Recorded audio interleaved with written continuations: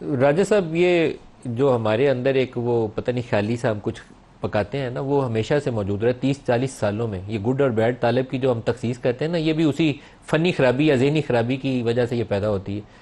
Accountability करनी चाहिए, चाहे वो मिलिट्री ऑफिशियल हो चाहे वो पोलिटिकल ऑफिशियल हो, जिन्होंने तमाम ऑपरेशन ज़रब अज़ब के बाद, रद्दुल फसाद के दौरान ही ये हमने चैप्टर खोला था। इन्होंने गलत कहा कि रद्दुल फसाद में हमने उनको दोबारा आने दिया था।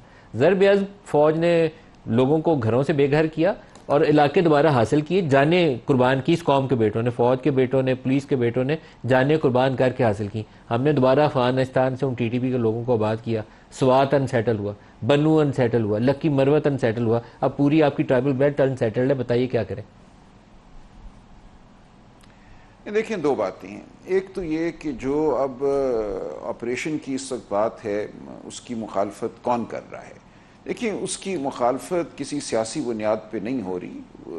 खैबर पख्तूनख्वा की तमाम जमातें, वो खैबर पख्तूनख्वा का वो इलाका हो जो पहले फाटा था या दीगर इलाके हों, हर जगह ये सवाल हो रहा है कि क्या ऑपरेशन होगा। देखिए, ये कोई नहीं कह रहा कि हमने दहशत गर्दी के खिलाफ मुहिम नहीं करनी, जंग नहीं करनी, दहशत गर्दी को हमने ख़त्म नहीं करना, जड़ से उखाड़ कर नहीं फेंकना, उस पर हम सब मुत्तफ़िक हैं।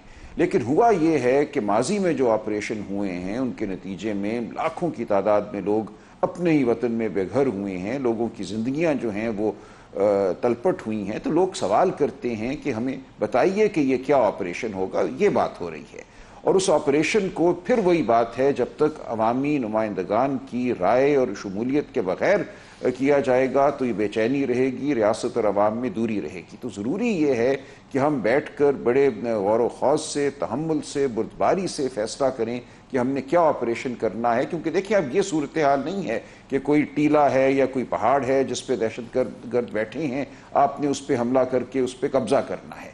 अब ये ऐसा हो गया है कि आपकी आबादी में, आपके इलाकों में वो सोच और उस सोच के नतीजे में कार्रवाई करने वाले लोग मौजूद हैं।